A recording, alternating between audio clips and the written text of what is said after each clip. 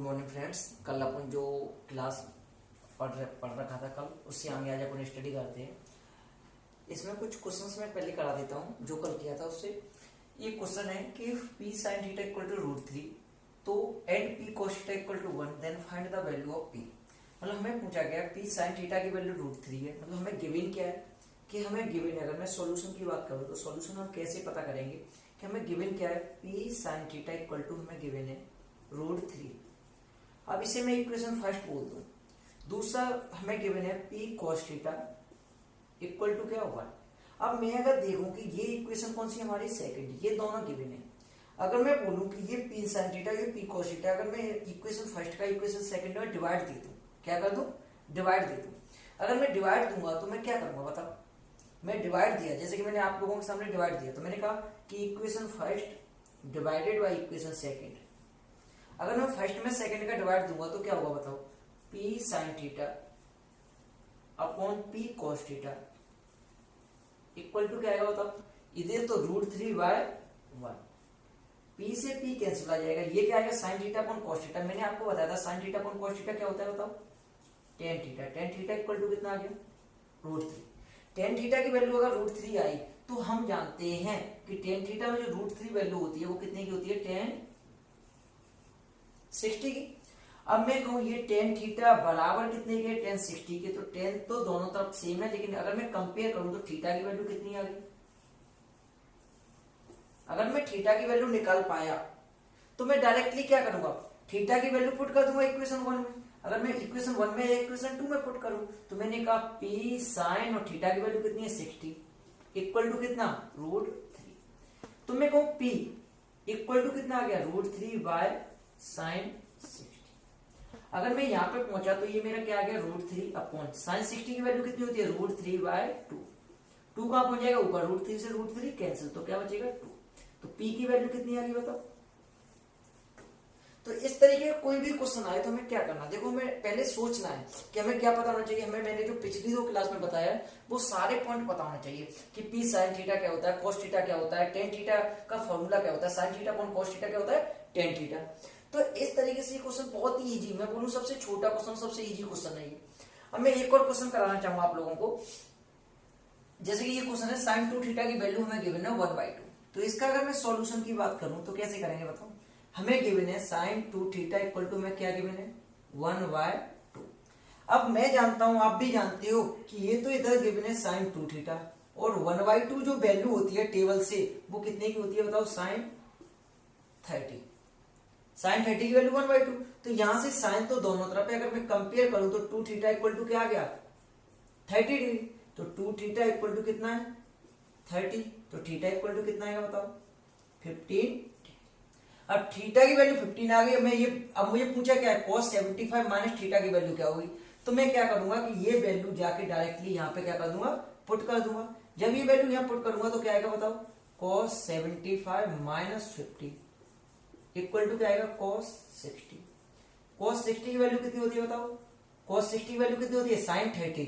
देखो मैंने आपको बताया था साइन वाली लाइन याद रखो 60। अब मैं बोलूं साइन में ये मल्टीपल थीटा 1 प्लस थीटा 2 कितना होना चाहिए, 9। तो 60 तो साइन में कितने के बराबर होगा, ये साइन 30 के बराबर होगा। और साइन 30 के बराबर होगा तो साइन 30 की वैल्यू कितनी होती है, 1/2। तो इसका आंसर क्या आ गया, 1/2। तो मैं कुछ और क्वेश्चंस आपको ऐसे ही करके कराना चाहूंगा।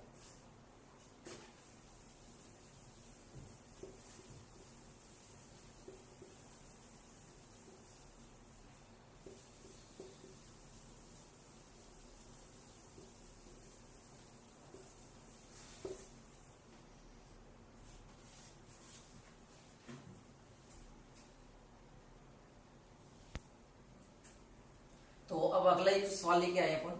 तो इसका सॉल्यूशन अपन देखें। पहले सॉल्यूशन देखने पहले हमें सोचना चाहिए सवाल का। हमें क्या गिवन है, sine P plus cosec P equal to 2। हमें पूछा है sign 7p plus cosec 7p की वैल्यू क्या होगी। मैं आपको एक एलजेब्रा में भी कुछ ऐसे क्वेश्चंस करने को मिलेंगे। एलजेब्रा में क्या होता है, x plus 1/x equal to हमें लिखा हुआ क्वेश्चन मिलता है। तो इस क्वेश्चन में अगर मैं बात करूं आप लोगों से, अगर मैं इसे डायरेक्टली सोल्व करना चाहूंगा, अगर मैं इसमें दिमाग नहीं लगाऊं तो मैं कहूंगा साइन की मैक्सिमम वैल्यू कितनी होती है, 1। साइन की मैक्सिमम वैल्यू 1 होती है, और यहां से मैं इसे कंपेयर करूं तो कोसेक पी को क्या लिख सकते हैं, 1/sin p। तो मैं कहूंगा ये सवाल जब भी हमें ऐसा सवाल दिखे तो मुझे क्या पता है कि मुझे पता है sine P plus cosec P को मैं क्या लिख सकता हूं 1 अपॉन साइन पी, क्योंकि साइन थीटा इक्वल टू होता है 1 अपॉन कोसेक थीटा और कोसेक थीटा इक्वल टू होता है 1 upon sine theta equal to हमें क्या गिवन है 2। तो मैं अब इस सवाल में देखूं कि ये sine P plus 1 upon sine P equal to क्या है 2। तो जब भी हमें यहाँ पे कभी 2 मिले और यहाँ x plus 1 upon x, algebra में बहुत सारे सवाल आएंगे जहाँ x plus 1 upon x equal to 2 given होगा, तो हम ऐसे सवालों में बिना कुछ सोचे बिना कुछ समझे साइन p की वैल्यू में क्या मान लूं कि 1 मान लूं। 1 प्लस 1y 1 इक्वल टू कितना होता है 2। तो यहां से मुझे एक तरीके से x अगर ये माना तो x की वैल्यू पता चल गई। तो मुझे किसकी वैल्यू पता चल गई कि साइन p की वैल्यू कितनी है बताओ 1। अगर मुझे ये पता चल गया तो मुझे ये पूछा है find the value of sine 7p। तो sine 7p plus cosec 7p equal to क्या होगा ये पूछा है मैं। तो मैं डायरेक्टली क्या लिख सकता हूं साइन p की वैल्यू कितनी है 1, तो 1 की पावर 7 प्लस 1 की पावर 7 इक्वल टू क्या आएगा 1 प्लस 1 इक्वल टू क्या आएगा। तो ऐसा कभी भी कोई भी सवाल आए, एलजेब्रा में बहुत सारे सवाल दिए होंगे x plus 1 upon x equal to 2, तो find the value of x की power n plus 1 upon x की पावर m इक्वल टू क्या होगा। तो हम कुछ नहीं, x की वैल्यू हमें पता 1 अगर रखेंगे तो 1 प्लस 1 बाय 1 ये 2 होता है, तो x की वैल्यू 1 आ गई, तो 1 प्लस 1 हमेशा आंसर क्या आएगा 2। हमेशा ऐसे सवालों का आंसर क्या आएगा 2। तो हमें ये सवाल डायरेक्टली सोल्व करना आना चाहिए। अब एक और सवाल अपन देखते हैं 5 tan थीटा इक्वल टू क्या है 4, और हमें पूछा है then find the value of 5 sin theta minus 3 cos theta upon 5 sin theta plus 3 cos theta. तो देखो मुझे ये tan थीटा अगर मैं बोलूं, मैं अगर सॉल्यूशन की बात करूं तो मुझे एक हिंट मिल रही है कि tan थीटा इक्वल टू मैं क्या लिख सकता हूं 4y, और मैं क्या करूं इन सवालों में अगर मैं साइन और cos की वैल्यू निकालना चाहूं तो मैं क्या करूंगा ट्रायंगल का यूज करूंगा। पर अभी ये सवाल तो हमारा डायरेक्टली सोल्व हो रहा है। अगर डायरेक्टली सोल्व हो रहा है देखो मैं बताता हूं कैसे, कि हमारे पास लिखा हुआ है 5 sin theta minus 3 cos theta upon 5 sin theta plus 3 cos theta. अगर मैं बोलूं कि यहां से ऊपर से और नीचे से cos थीटा कॉमन ले लिया जाए तो ये क्या बचेगा बताओ, ये बचेगा 5। अगर मैं cos थीटा कॉमन लूंगा, क्या लूं कॉमन cos थीटा 5, अगर मैं बोलूं cos थीटा मैंने कॉमन लिया जाए, cos थीटा जैसे ही मैं कॉमन लूंगा तो मेरे पास ब्रैकेट में क्या बचेगा 5 sin theta upon cos theta. तो sin theta upon cos theta क्या हो जाएगा tan थीटा माइनस यहां से cos थीटा कॉमन चला जाएगा क्या बचेगा 3 अपॉन, नीचे से भी मैं cos थीटा कॉमन लूंगा तो इधर भी क्या बचेगा 5 tan थीटा माइनस क्या। अब देखो 5 tan थीटा की वैल्यू कितनी है 4, अगर ये वैल्यू 4 है cos थीटा से cos थीटा कैंसिल आउट, इसकी वैल्यू कितनी है 4, तो ऊपर क्या बचा 4 माइनस 3, नीचे क्या बचा 4 प्लस सॉरी यहाँ क्या है प्लस 4 प्लस 3, तो इसकी वैल्यू 4 है तो ये क्या बचा 4 में 3 है तो 1y, हम डायरेक्टली आंसर। अगर कोई कहता नहीं, अगर हमें कुछ ऐसा लिंक नहीं मिल रहा है तो ऐसे सवालों को मैं एक और तरीके से कर सकता हूं। tan थीटा इक्वल टू मैंने क्या बताया था, मैंने क्या याद कराया था लाल बट्टे कक्का, मतलब क्या वो और क्या याद कराता है इंग्लिश वालों को, पंडित बद्री प्रसाद हर हर बोले। तो tan थीटा क्या होता है परपेंडिकुलर अपॉन बेस, तो tan थीटा क्या है परपेंडिकुलर अपॉन बेस। तो यहाँ p की वैल्यू कितनी है, अगर मैं इसे थीटा लेके चल रहा हूं तो ये बेस हो गया, तो बेस कितना हो गया 5, परपेंडिकुलर कितना हो गया मतलब कितना हो गया 4। इतनी बात समझ आ गई। अब 4 5 ये पता चल गया, तो इसकी वैल्यू अगर मैं निकालना चाहूं तो ये क्या है हाइपोटेनियस, तो हाइपोटेनियस का क्या होता है हाइपोटेनियस का स्क्वायर इक्वल टू परपेंडिकुलर का स्क्वायर प्लस बेस का स्क्वायर।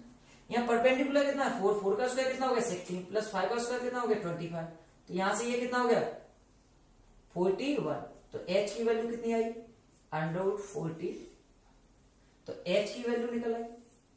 अब h की वैल्यू कितनी √40, इससे हम करने की कोशिश नहीं करेंगे, हमें यही तरीका बेस्ट लग रहा है h equal to √41।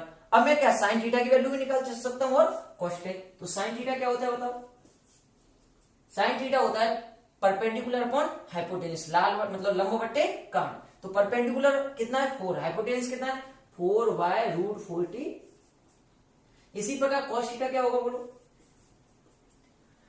Base upon hypotenuse, base कितना 5/√40। अब इनकी वैल्यू पुट करके भी हम इस आंसर को निकाल सकते थे, लेकिन हमें सॉल्व कौन से मेथड से करना है, हमें सॉल्व करना है अपने पुराने मेथड से, जो मैंने ये वाला मेथड। अगर हमें ये हिंट मिल रही है, क्योंकि हमें एग्जाम में टाइम बचाना है, और टाइम बचाने के लिए हमारे लिए सबसे इजी ये मेथड है।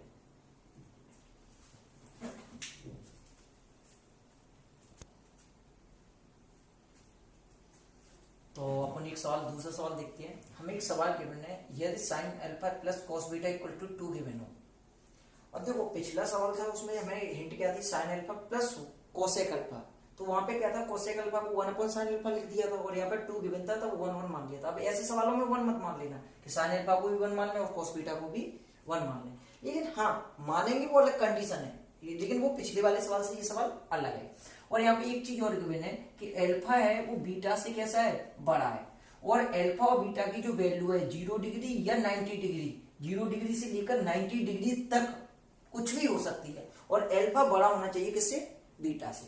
अब ये कंडीशन है इस सवाल में। तो अपन को, मैं इस सवाल को अगर सॉल्व करना चाहूं तो मैं डायरेक्टली अपन लोग क्या हिंट मिल रही है इसमें कि मुझे पता है कि sine alpha plus cos beta equal to क्या है बताओ, 2। अब मैं एक बात सोचूं कि साइन अल्फा की भी मैक्सिमम वैल्यू कितनी होती है बताओ, मैंने बताया 1। अब कॉस बीटा की भी मैक्सिमम वैल्यू कितनी होती है, 1। इसका मतलब ये भी अपनी मैक्सिमम वैल्यू रखता है, ये भी अपनी मैक्सिमम वैल्यू रखता है, तभी आंसर 2 आएगा। तो मैथ का मतलब प्रूफ, तो इसका मतलब ये 1 और ये 1, तो साइन अल्फा 1 कब होता है बताओ, कि अल्फा इक्वल टू कितना हो, 90 डिग्री। अल्फा की वैल्यू कितनी हो, 90 डिग्री। तो इसका मतलब कॉस, जो कॉस है वो 1 कब होता है, जब बीटा की वैल्यू कितनी होनी चाहिए, 0 डिग्री। अब ये 90 डिग्री हो, ये 0 डिग्री हो, तो अल्फा की वैल्यू कितनी होगी, 90। और ये हमें गिवन है सवाल में कि अल्फा बड़ा होना चाहिए किससे, बीटा से। हाँ हमारी कंडीशन फुलफिल हो रही है कि बीटा की वैल्यू छोटी है और अल्फा की वैल्यू कैसी है, बड़ी है। दूसरी बात, इसकी वैल्यू 90 के बराबर या 90 से छोटी हो सकती है, हाँ 90 है, 90 से बड़ी तो है नहीं, बराबर तो हो सकती है। और बीटा की वैल्यू 0 या 0 से बड़ी, तो बीटा की वैल्यू 0। इसका मतलब हमें अल्फा और बीटा की वैल्यू पता चल गई। अल्फा की कितनी है, 90 डिग्री, और बीटा की कितनी है, 0 डिग्री। अब हमें पूछा गया सवाल में, हमें सवाल में जो आंसर पूछा है वो पूछा है sine 2 alpha plus beta upon क्या पूछा है, 3। खत्म सवाल। तो देखो हमें सबसे पहले सब चीजें क्या होनी चाहिए, दिखनी चाहिए। अगर हम मैथ पढ़ रहे हैं तो मैथ में क्या, हमें सारी चीजें दिखनी चाहिए। तो मैं कहूँ साइन 2 अल्फा, अल्फा की वैल्यू कितनी है, 90, तो 2 इंटू 90 कितना हो गया, 180, प्लस बीटा की वैल्यू कितनी है, 0, डिवाइडेड बाई कितना, 3। तो इसका मतलब ये कितना आ गया, साइन 180/3 कितना हो गया, 60। साइन 60 की वैल्यू कितनी होती है, √3/। थोड़ा सवाल कितना इजी हो गया। तो ये सवाल जो अपने आप में है, ये हमें दिखने में बड़े लग रहे हैं। अगर हमें इतना सा लिंक होने लगे कि जो मैंने ग्राफ बताया था उसे ध्यान रखना है हमेशा, कि कुछ लोग बिना ग्राफ के अगर इस सवाल को सॉल्व करना चाहेगा तो मैक्सिमम मिनिमम में भी हम पढ़ेंगे। तो इसकी मैक्सिमम वैल्यू साइन की कितनी होती है, 1, और मिनिमम कितनी होती है, -1। क्लियर। इसी प्रकार कॉस की मैक्सिमम वैल्यू कितनी होगी, कॉस की अगर ग्राफ जो मैंने बताया था वो कैसे बताया था, कॉस का ग्राफ बताया था, तो ऊपर ये कॉस की 0 पर कितनी होती है, 1, और 90 पर कितनी होती है, 0। तो कॉस की जो मैक्सिमम वैल्यू होती है ये 90 पर कितनी होती है, 0। ठीक है, कॉस की मैक्सिमम वैल्यू +1 और मिनिमम -1, बीच में 0। तो इस तरीके से हमें ये सवाल देखना आना चाहिए। तो ये ग्राफ अगर हमें याद होगा तो हम कोई भी सवाल बहुत इजी वे में सॉल्व कर पाएंगे। चलो अब इस सवाल को देखते हैं। तो देखो मैं एक चीज और बताता हूँ, साइन और कॉस जब भी बराबर आ जाए, साइन कॉस बराबर आ जाए, हमें कभी भी सवाल tan कॉट बराबर दे रखे हो या कोसेक और सेक और कोसेक बराबर दे रखे हो, तो हमें कुछ नहीं करना। साइन किसके बराबर दे रखा हो, कॉस के। तो इसमें जो इसे जो साइन की वैल्यू मैं बोलूं ये क्या है, θ1, वैसे क्या मान लो θ2, इनका जो सम है वो 90 होता है। कितना होता है, 90। जैसा कि मैंने बताया था साइन 30 की वैल्यू किसके बराबर होती है, cos 60 के। साइन 0 की वैल्यू cos 90 के। तो इसका मतलब अल्फा प्लस बीटा का जो सम होता है वो कितना होना चाहिए, 90 डिग्री। तो यहाँ पे हमें डायरेक्टली सवाल सॉल्व हो गया हमारा कि हमें क्या करना है कि x plus Y plus 3x plus 3y और बराबर क्या होना चाहिए, 90। बस ऐसे सवाल जब भी देख रखे हैं तो इनके θ1 प्लस θ2 को ऐड करो और वो बराबर 90 की हो गया। तो x प्लस वाई और प्लस 3 तो कितना हो गया, 4x प्लस इक्वल टू कितना हो गया। तो यहां से हमें 4 कॉमन लेंगे तो क्या मिल गया, x प्लस वाई बराबर कितना हो गया। और x प्लस वाई बराबर कितना हो गया बताओ 90y। अब x प्लस वाई की वैल्यू यहां पुट कर दें तो आंसर आ गया बताओ 10 2 और x प्लस वाई की वैल्यू कितनी है 90y 4। इसकी वैल्यू कितनी आएगी 2 से कितने बार जाएगा 2 और ये 2 से कितने बार जाएगा 45। तो ये बराबर किसके 10 45 की वैल्यू क्या होती है। तो डायरेक्टली सवाल सॉल्व हो गया। तो ठीक है, ऐसे सवाल आप इजीली हम सॉल्व कर सकते हैं।